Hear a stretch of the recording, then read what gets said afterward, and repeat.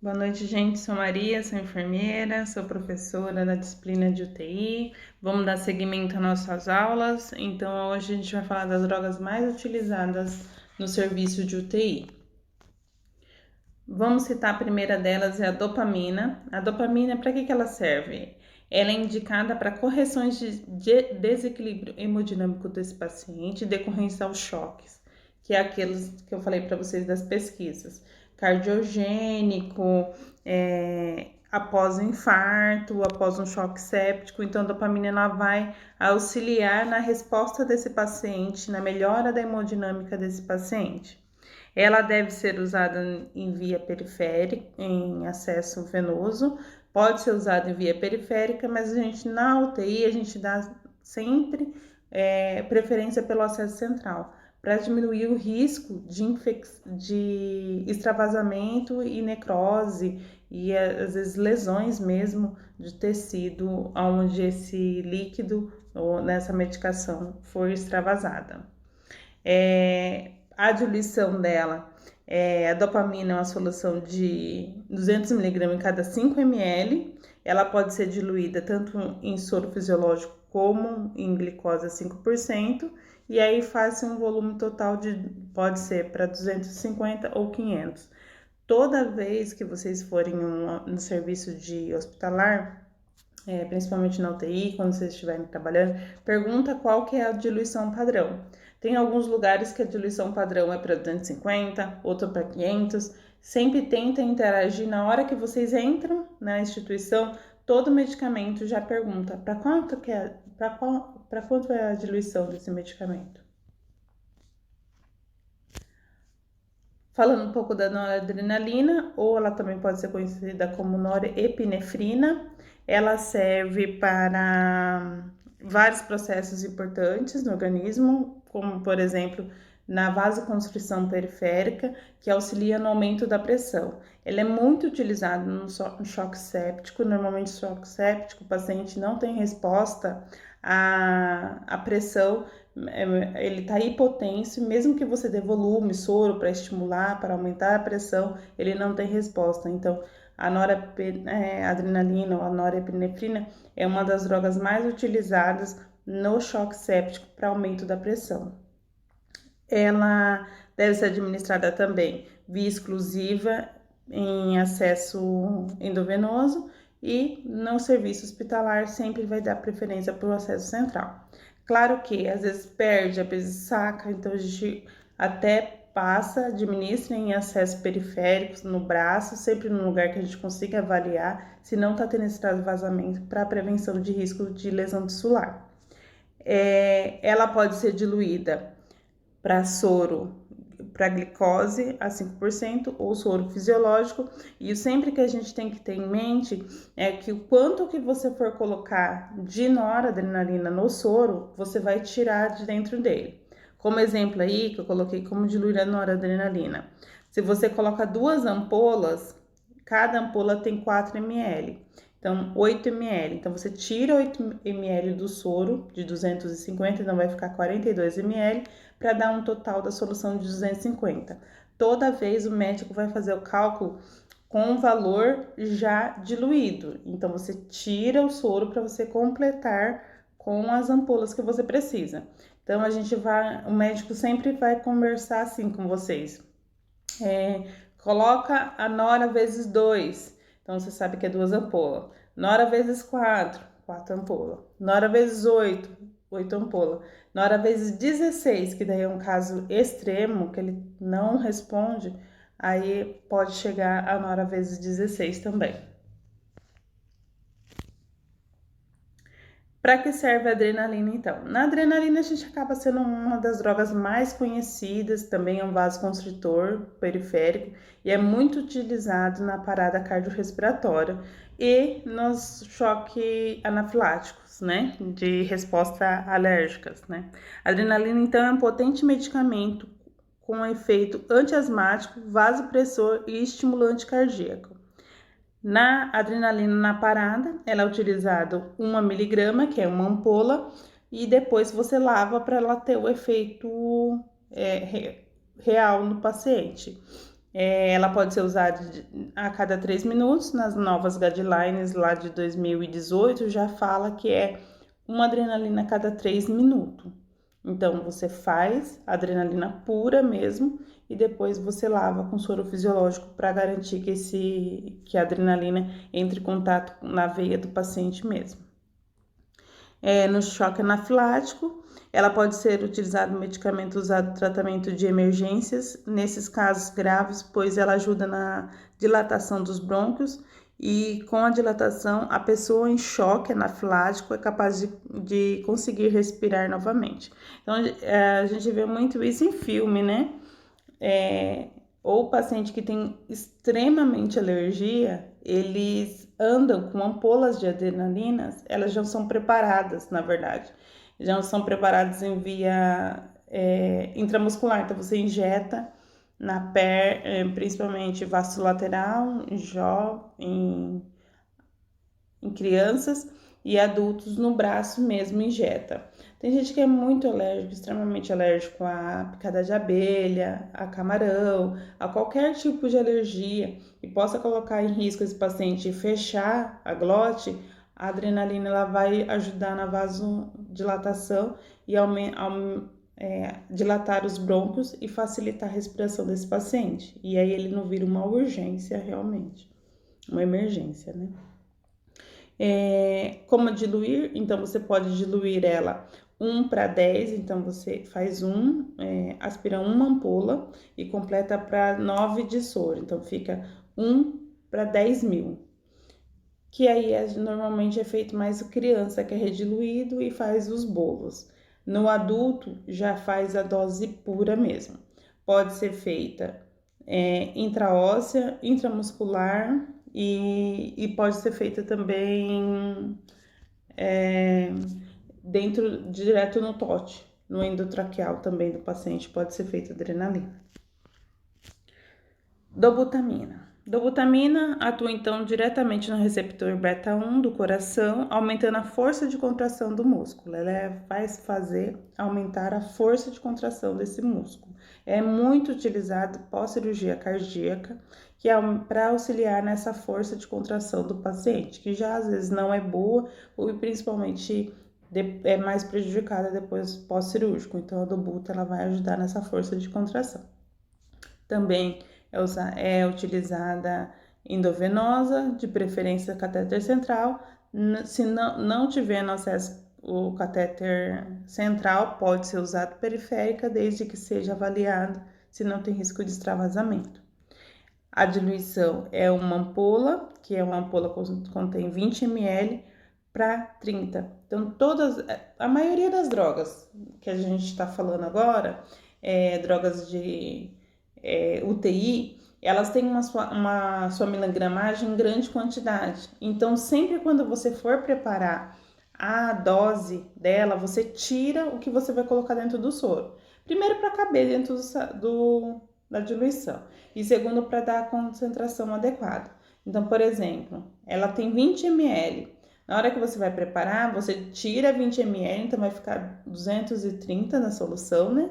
Pode ser feita em soro glicosado e completa com mais os 20 ml da ampola, então para dar um total de 250 ml.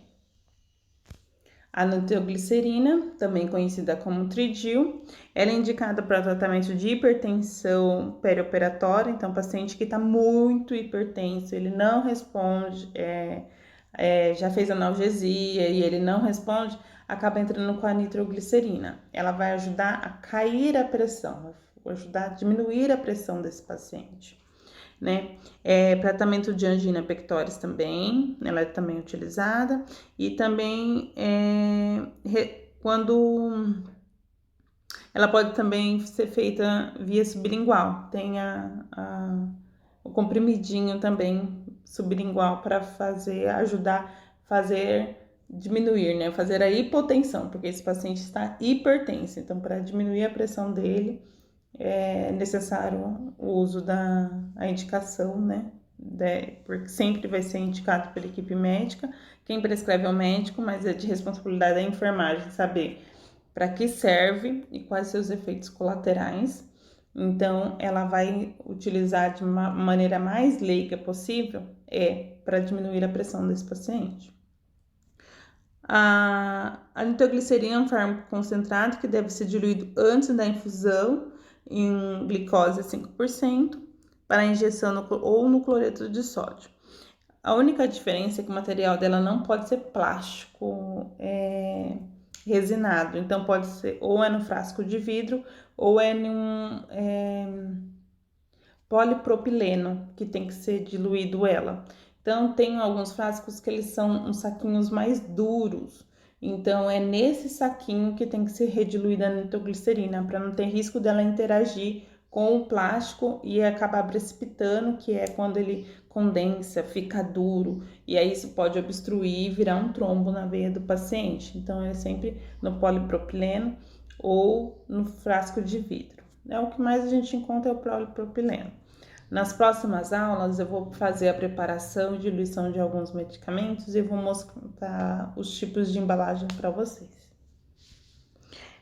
A diluição também, transferir a medicação, né, a nitroglicerina, contendo 25 ou 50 miligramas, no solução de vidro, né, de 500, com dextrose 5%, ou no soro fisiológico. Ela pode ser diluída tanto em glicosado ou fisiológico, mas sempre pensando na embalagem adequada, porque ela pode precipitar. Continuando, então, falando agora um pouco dos opioides. Opioides são derivados do ópio, né? Que a gente, vulgarmente, aí nas ruas, a gente conhece a cocaína. Cocaína é uma derivada do ópio. São incluídas nessa classe o grupo de fármacos que atuam nos receptores opioides neurais. Eles ajudam no controle da dor. Na verdade, a indicação é essa.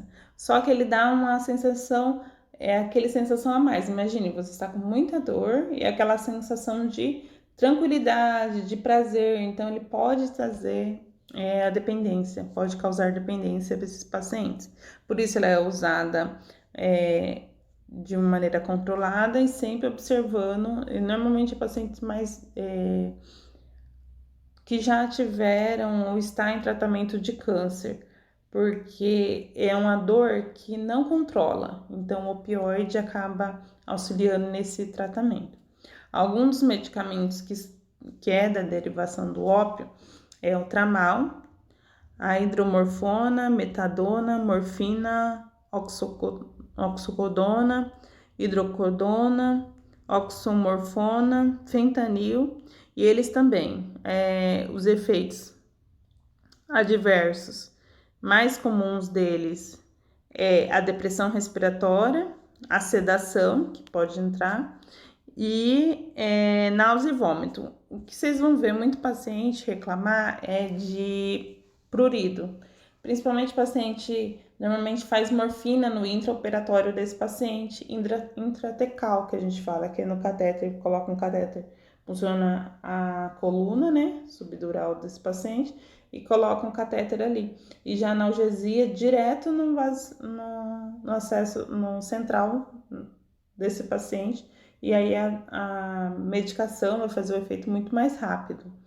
E esse paciente, ele vai sentir muita coceira, ele reclama de coceira no nariz, no corpo, normalmente um efeito da morfina sendo administrada nesse paciente. A naloxona, não tem como falar de opioides sem não falar naloxona. A naloxona é um medicamento utilizado como antagonista. Ele é indicado para tratamento de emergência por superdoses ou intoxicação. Se o paciente então está apresentando uma parada respiratória, uma depressão respiratória por conta de abuso de opioides, a primeira escolha é a naloxona. Nas guidelines, se vocês verem, eles já falam que até o leigo pode ser administrado naloxona. Nos Estados Unidos e às vezes nos países aí de primeiro mundo, eles usam muitos medicamentos como as drogas. Então, a gente ouve falar muito do uso de abuso de fentanil, morfina, essas drogas.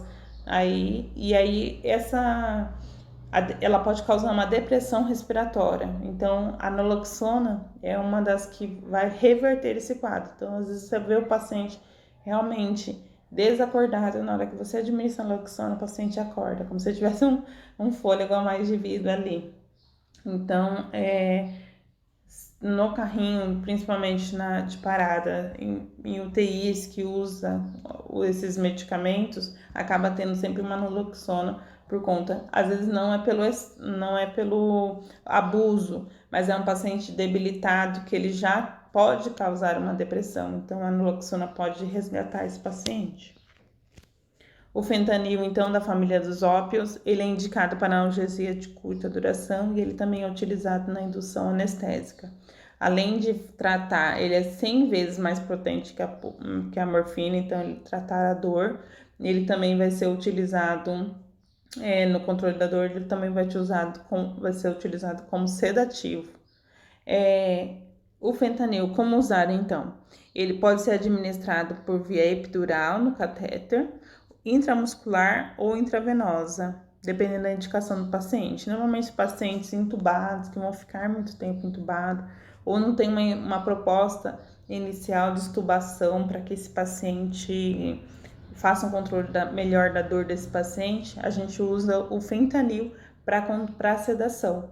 Então, além de sedar o paciente, ainda vai estar controlando a dor desse paciente. O fentanil ele pode ser diluído em soro fisiológico, e, por exemplo, também a mesma coisa que eu tinha falado nos outros medicamentos. Se você colocar 2 ampolas de fentanil, seja elas de 10 ml cada um, você tira 20 de soro. A única coisa que a gente vai depender é o como está prescrito, porque o fentanil ele também pode ser administrado puro, dependendo qual grau de sedação e de analgesia vai querer esse paciente. Então, vai ser de acordo com a prescrição médica.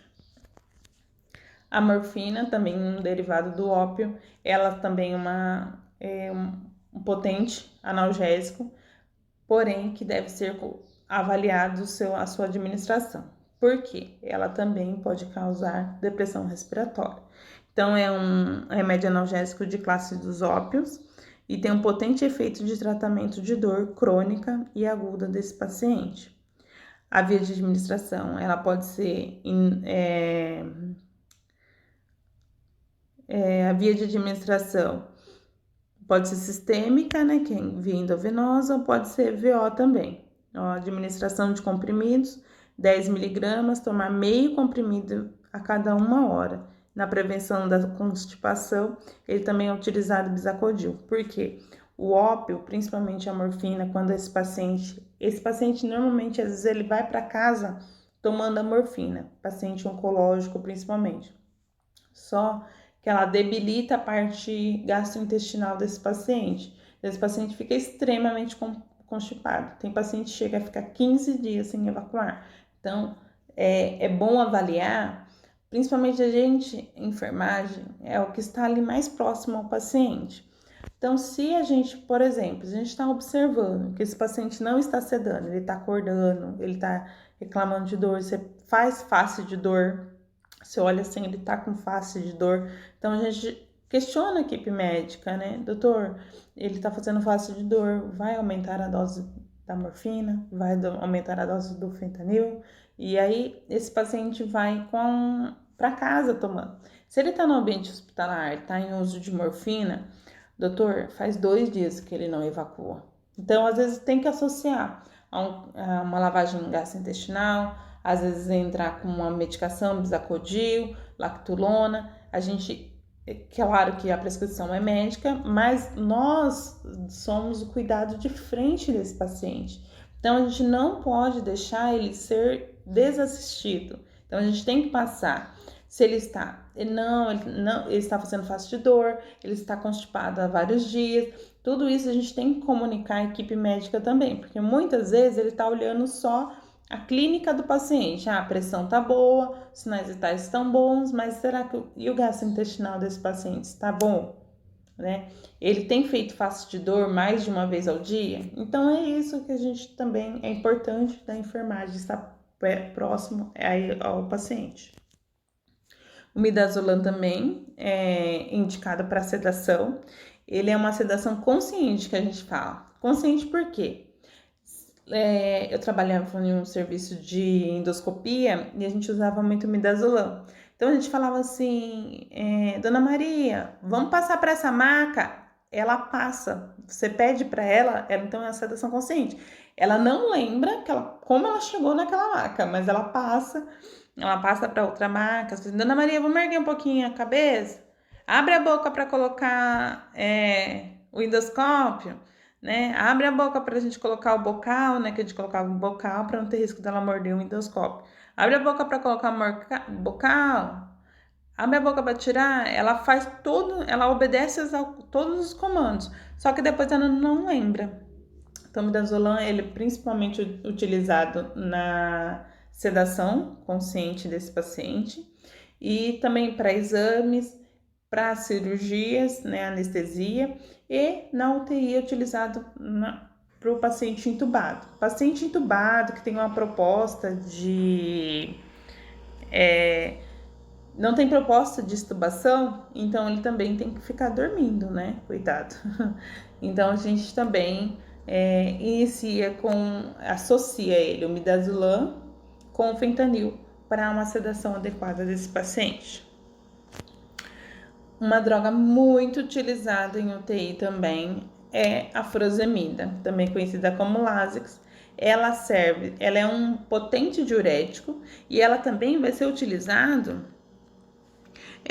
também utilizada para edemas de geral. A gente vai usar principalmente no edema agudo de pulmão. Então, o paciente, quando ele tem edema agudo de pulmão, ele está normalmente retendo muito líquido nos interstícios e no pulmão. Então, o diurético vai fazer com que ele elimine mais rápido esse líquido e ele melhore esse padrão respiratório e tenha sendo menos prejudicial à parte respiratória desse paciente. Então, todos os tipos de edema acaba sendo indicado o uso da furosemida, vai ser um dos preconizados. Porém, depende muito do padrão do paciente, se ele é nefropata ou não, né? Então, tipo assim, ele é estimulado muitas vezes. O paciente, ele tá em insuficiência renal aguda.